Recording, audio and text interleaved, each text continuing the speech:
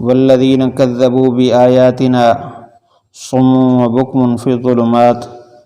من یشاء اللہ یضللہ ومن یشاء یجعلہ علی صراط مستقیم۔ وہ لوگ جو ہماری آیات کو جھٹلاتے ہیں،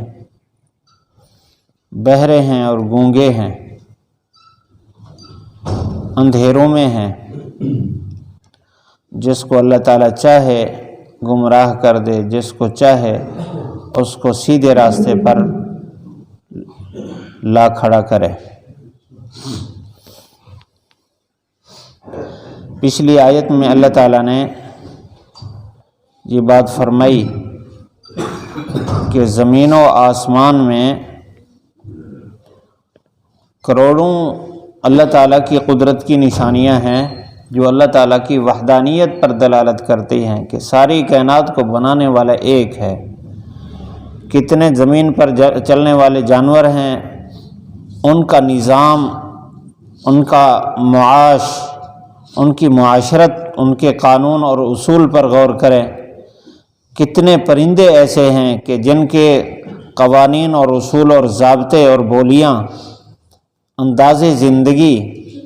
یہ بتاتا ہے کہ ساری کائنات کا مالک ایک ہے اور وہی عبادت کے لائق ہے۔ فرمایا کہ اتنی ساری نشانیاں اللہ تعالیٰ نے بھیجیں، اب اس کے بعد فرمایا والذین کذبوا بآیاتنا، ہماری آیات کو جو جھٹلاتا ہے، آیات سے مراد قرآن مجید بھی اور اللہ کی قدرت کی یہ نشانیاں بھی جو ہر طرف نظر آتی ہیں اور انسانوں کی زبانوں سے بولی جاتی ہیں، تو فرمایا جو لوگ ان کو جھٹلا رہے ہیں، صمٌ وہ بہرے ہیں، وبکمٌ گونگے ہیں، فی ظلمات اندھیروں میں ہیں۔ اب ظاہر بات ہے کہ جو آدمی اللہ تعالیٰ کی آیات کو جھٹلاتا ہے تو ایسی صورت میں وہ اپنی آنکھ سے کام نہیں لے رہا، اپنے دماغ سے کام نہیں لے رہا اور اپنے کانوں سے کام نہیں لے رہا، زبان جاننے کے باوجود زبان سے سچائی نہیں بولتا۔ اس کی عقل کہہ رہی ہے کہ ساری کائنات کو بنانے والا ایک ہے اور سارا نظام بتا رہا ہے، لیکن وہ جھٹلاتا ہے، انکار کر دیتا ہے جب بھی اللہ کی طرف سے کوئی نشانی آتی ہے یا پھر حضور صلی اللہ علیہ وسلم کے معجزات، آپ کی نبوت کے دلائل جب ان کے پاس آتے ہیں، فوراً وہ اپنے وہ پچھلے پرانے عقیدے، شرک والے عقیدے اور نبوت کے انکار والے نظریے کے تحت فوراً انکار کر دیتے ہیں معجزات کا۔ کبھی کہتے ہیں جادو ہے، کبھی کہتے ہیں جنون ہے، کبھی کچھ کہتے ہیں، کبھی کچھ۔ تو جو آدمی جھٹلا رہا ہے وہ اپنی عقل سے کام نہیں لے رہا، اور اللہ تعالیٰ کا پیغام ہر انسان کے پاس پہنچ رہا ہے، یہ نہیں سن رہا، تو اللہ تعالیٰ اس کے دل پر، اس کے آنکھوں پر، اس کے کانوں پر مہر لگا دیتے ہیں۔ لیکن ابتدا میں اصول یہی ہے کہ ابتدا میں اس کے پاس ہدایت پہنچتی ہے، جو آگے ڈیٹ بن جائے پھر اللہ تعالیٰ، کیونکہ اللہ تعالیٰ تو غنی ہے، اللہ تعالیٰ کو ہماری عبادت کی کوئی ضرورت نہیں ہے، اللہ تعالیٰ اس کے باوجود کھلا رہا ہے، پلا رہا ہے، سورج چاند ستارے اس کو روشنی بھی دے رہے ہیں، اللہ کی طرف سے سارے انعام وہ حاصل کر رہا ہے، پھر بھی وہ نہیں مانتا، تو پھر اللہ تعالیٰ سب سے قیمتی چیز اس سے لے لیتے ہیں، وہ ہے ہدایت۔ تو پھر وہ کانوں سے سنتا ہے، آوازیں ٹکراتی ہیں لیکن نفع نہیں اٹھاتا، گویا کہ یہ بہرا ہو گیا حق بات سے، اور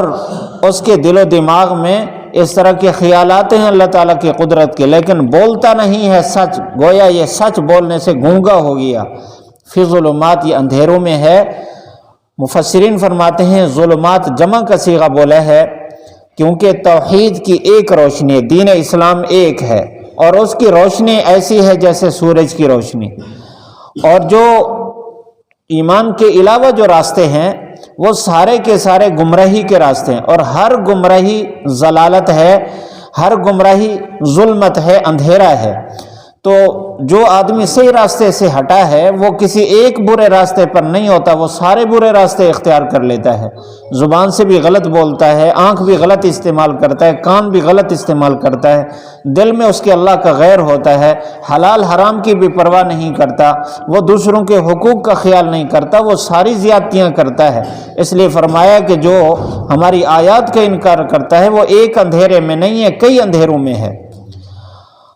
من یشاء اللہ یضللہ، جس کو اللہ چاہتا ہے گمراہ رکھتا ہے، ومن یشاء یجعلہ، جس کو چاہتا ہے سیدھے راستے پر لاتا ہے۔ یہ کئی دفعہ دروس میں اس کی تفصیل عرض کی جا چکی ہے کہ اللہ تعالیٰ کسی کو پکڑ کر گمراہی میں نہیں لاتا۔ اللہ تعالیٰ تو چاہتا ہے کہ یہ بندہ میرے قریب ہو جائے۔ اللہ تعالیٰ کو بندے پیارے ہیں، ساری مخلوق کو تبھی تو ان کی خدمت پر لگا دیا ہے اور ان کے لیے ہدایت کے سارے انتظام کیے ہیں۔ لیکن اللہ تعالیٰ نے کیونکہ انسان کو اختیار دیا ہے دنیا میں کہ وہ اپنی مرضی سے راستہ اختیار کرے، تو اللہ تعالیٰ اس کو ہر طرح کے اسباب ہدایت کے مہیا کرنے کے بعد بھی اس کو اختیار دیتے ہیں۔ اگر ان میں سے کوئی راستہ نہیں اختیار کرتا، اللہ تعالیٰ پھر ہدایت کے راستے لے لیتے ہیں۔ وَيَهْدِي إِلَيْهِ مَنْ أَنَابَ، اللہ تعالیٰ نے اپنا اصول بیان فرمایا، جو اللہ کی طلب رکھتا ہو اللہ اس کو ہدایت دیتا ہے۔ اور وَيَهْدِي إِلَيْهِ مَنْ يُنِيبُ، اپنی طرف اس کو راستہ دیتا ہے جس کا دل اللہ کی طرف لگا رہے، اللہ تعالیٰ تک پہنچنے کی کوشش کرے۔ لیکن اللہ تعالیٰ وہ ہدایت لے لیتا ہے، یوں سمجھے اللہ تعالیٰ مت چھین لیتا ہے،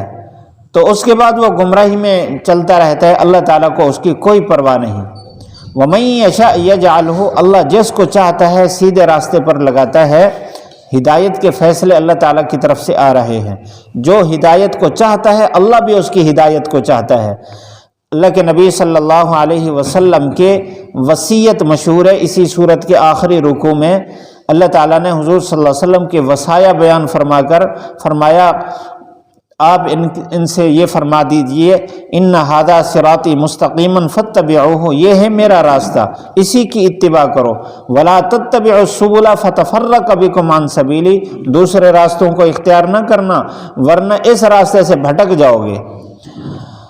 اللہ تعالیٰ کا ضابطہ تو یہ ہے، لیکن اللہ تعالیٰ کبھی ایسا بھی فرماتے ہیں کہ جو آدمی گمراہی میں پھنسا ہوا ہے، جس کو چاہتا ہے اللہ تعالیٰ وہاں سے زبردستی کھینچ کر اس کو صحیح راستے پر لگا دیتا ہے۔ لیکن اللہ تعالیٰ جس کو چاہے اس کو یوں زبردستی کرے، وہ اس کا حقدار نہیں ہوتا، یہ اللہ تعالیٰ کا خالص انعام ہوتا ہے۔ جس طرح حضرت عبداللہ بن مبارک رحمۃ اللہ علیہ کس زندگی میں تھے، اللہ تعالیٰ نے ان کو کھینچ کر صحیح راستے پر لگایا۔ مالک بن دینار رحمۃ اللہ علیہ، ذوالنون مصری رحمۃ اللہ علیہ، یہ بڑے بڑے اولیاء جو گزرے ہیں، یہ ابتدائی زندگی ان کی گمراہی میں اور برے کاموں میں، لیکن اللہ نے ان کو جب کھینچا اپنی طرف تو پھر ولایت کے اعلیٰ مقام تک پہنچا دیا، اور کروڑوں لوگوں نے ان سے ہدایات پائیں اور اللہ تعالیٰ کا قرب پایا۔ لیکن اللہ جس کو چاہتا ہے اس کے لیے فیصلہ فرماتا ہے۔ ضابطہ یہی ہے کہ جو اللہ کی طرف رجوع کرے اللہ تعالیٰ اس کو ہدایت کے اعلیٰ مقام تک پہنچا دیتا ہے۔ اللہ تعالیٰ ہم سب کو بھی اپنے ساتھ تعلق نصیب فرمائے اور ہدایت کا ہمیں بھی اعلیٰ درجہ نصیب فرمائے۔ والذین، اور وہ لوگ، کذبوا، جنہوں نے جھٹلایا، بآیاتنا، ہماری آیات کو، صم، بہرے ہیں، وبکم، گونگے ہیں، فی الظلمات، اندھیروں میں ہیں، من یشاء اللہ، جس کو اللہ چاہے، یضللہ، اس کو گمراہی پر رکھے، ومن یشاء، جس کو اللہ چاہے، یجعلہ، بنا دے اس کے لیے اس کو، علی صراط مستقیم، سیدھے راستے پر۔ الحمدللہ رب العالمین، والصلاة والسلام علی سید الانبیاء والمرسلین، ربنا تقبل منا انک انت السمیع العلیم وتب علینا انک انت التواب الرحیم۔